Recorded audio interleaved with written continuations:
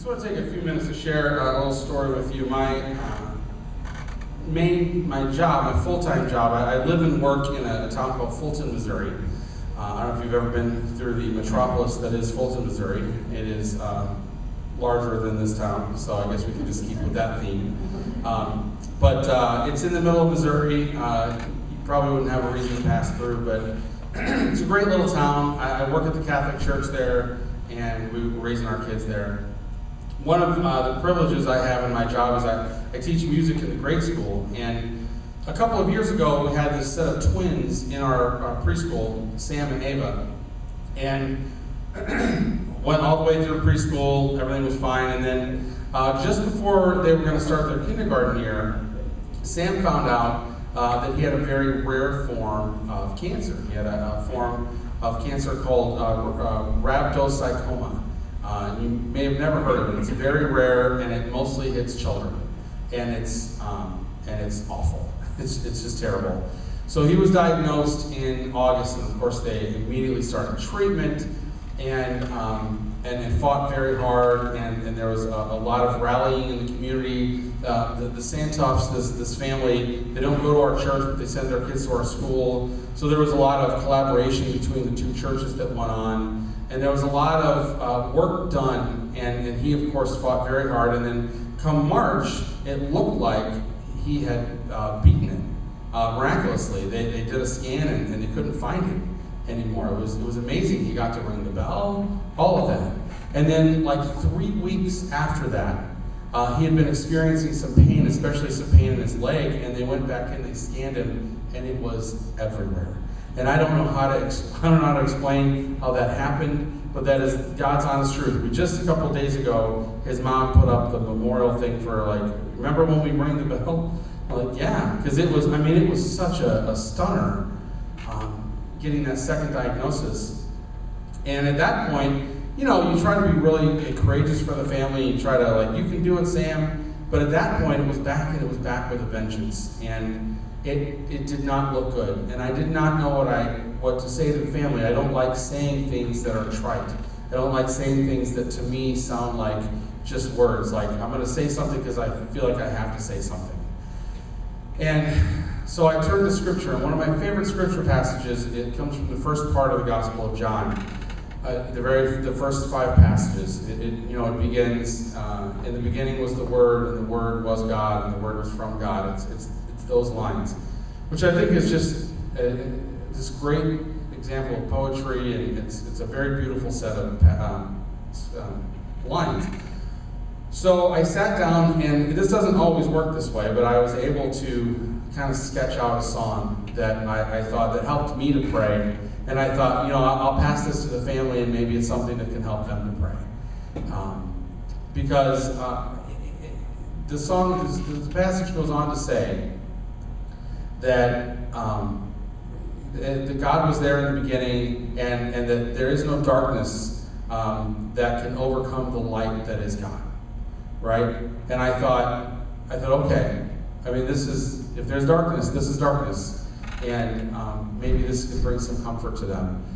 Well, we ended up, I passed it to the family, they liked it, and it was Orrin's idea. We recorded it, and we threw it up on our website as a way to kind of point people to a page where you could donate to Sam and hear about Sam and all of that.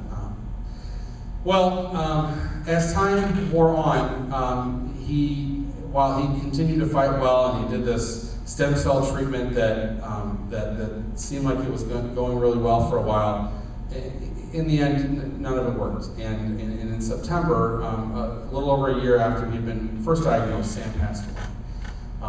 And it was very sad. Of course, it's very sad. And I can't tell you, maybe I can in a small town because you'd get this, but I can't tell you the support and just the tremendous community felt by the family through the whole thing. We did music for the funeral, and then got in the car and went in the funeral procession to the burial, and the fire department was out, people were lining the streets, there were balloons released. It was amazing. The reason I tell you that story, it isn't it isn't to tell you a sad story to try to tug at your emotions. The reason I tell you that story is because it's an example to me of this extreme darkness and how God's light penetrated through it. And you might think, well, Sam died, and he did die. But the light that came through Sam in that year after he was diagnosed was tremendous. The people who are supporting, who's just part of the Facebook group for the Super Sam Foundation, numbers in the thousands, it's like 5,000 or 6,000 right now. They started a foundation called the Super Sam Foundation, which raises money for childhood cancer. There's 4% of all money that goes in for cancer is earmarked for childhood-specific cancers. So the foundation does a lot of work there. And there were efforts to raise awareness for childhood cancer that popped up everywhere. Sam himself, when they would ask him what he would need when he was in the hospital, he would always deflect that question, and he would ask about the other kids. He wanted to do something for all the kids. And so they asked him, well, what makes you comfortable? And it was like a stuffed animal in a movie, and there was a blanket. So now they make these comfort packs that they give out to kids who are in, who I think, not just kids battling cancer, but kids in any kind of children's hospital everywhere. They give them these comfort packs because that's what Sam would have wanted for them. They asked him what he wanted for Christmas, and he wanted presents for everybody else in the unit but him. So I actually happened to meet his mom at Walmart, like with these like carts of things, and what are you doing? And she explained that she was buying all this stuff for all the other kids because that's what Sam wanted. And so when I think about where light comes from in a situation like that, I think about Sam, and I think about all the people that rallied around Sam, that that made that journey what it was. His mom misses him every day, no doubt. Her heart continues to ache, no doubt. But I don't think for a second darkness won in that. And I hope you don't either. And when I think about driving out to Montana with Warren, I think, look at all this darkness, and yet this light that comes from millions and millions of miles away is able to light the sky up for us so that we can be awed and amazed by God in that moment. And so I would like to share this song with you. I'd like for us to pray this song together as we kind of wrap up this first little set here. And maybe think about whatever darkness you may be dealing with, whatever it is. If there's sickness or financial trouble or kids or whatever it is that you brought with you today. And I'm going to ask you just to hand it over to God and trust that God is handling it, and trust the line from the Gospel of John that talks about the light coming through and the darkness not overcoming it. That God's light is bigger than any of that junk that we deal with. So I'll get my guitar and we'll sing this together.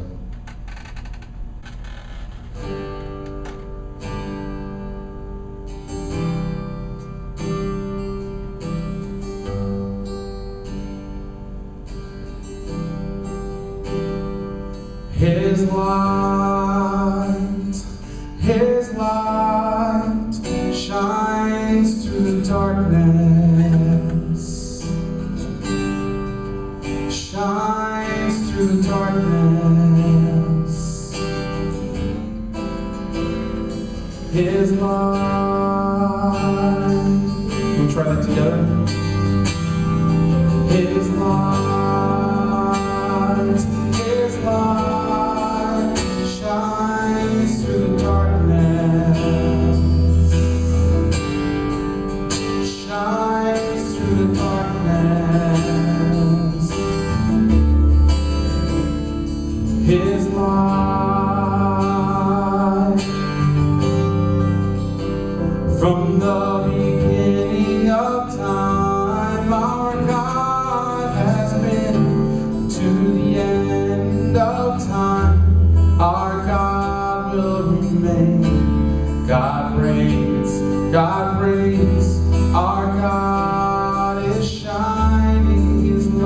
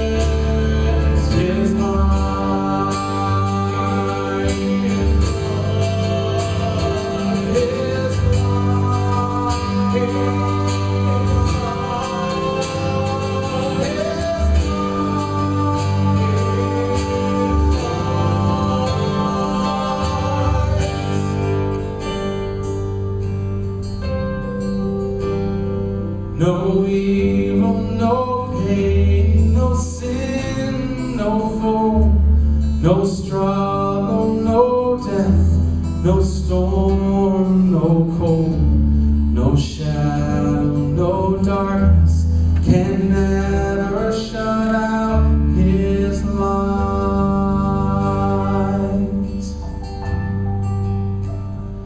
No shadow, no darkness can never shut